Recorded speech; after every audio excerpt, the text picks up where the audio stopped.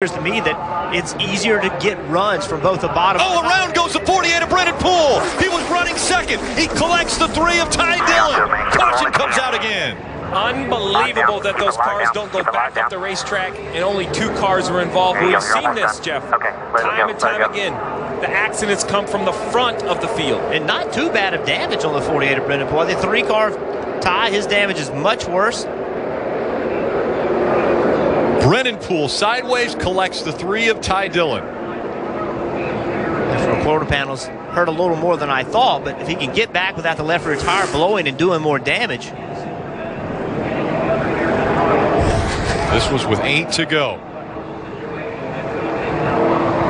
But they just got misaligned. The 9 of William Byron was pushing the 48 of Brennan Poole, and you saw the 48 move. He made a move, and when he did, they no longer were lined up, and that shoved the 48 into being sideways. Jeff, you know, the tri-oval isn't, talked about like a corner, but the cars get very light. So right here on the straightaway, as they get into the tri-oval, like you said, they just get misaligned. And right here, it amazes me. So fortunate that the 48 goes back down the racetrack. Those cars to his right, there's nowhere for them to go. If he comes back up the racetrack, it turns into a multi-car crash. See, right here, Brennan Poole almost looks like he wanted to move to the outside to make a move, and it just misaligned the bumpers, and the 9 of William Byron's behind him and spins him around.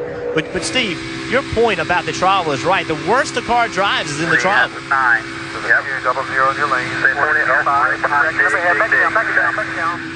It's just such an odd place on the racetrack, Rick. You're turning the wheel, but there isn't the vertical load of the banking to help the grip. And you see how light that 48 car was. And the poor 3 of Ty Dillon, he was doing nothing wrong, riding in his lane, trying to probably back up to the 1 to get a run, and the 48 comes across his bumper. I want to be clear. When I said it looked like the 48 of Poole was trying to make a move to the outside, I don't think he was. It looked like he was, but that was because William was pushing him. And in the tri-oval, the car just isn't loaded. It doesn't have the downforce. It doesn't have the grip.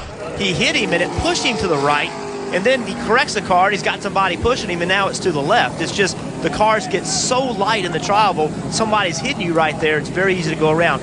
Listen, bump drafting makes speed, but there's places you can do it, and there's places you can't do it.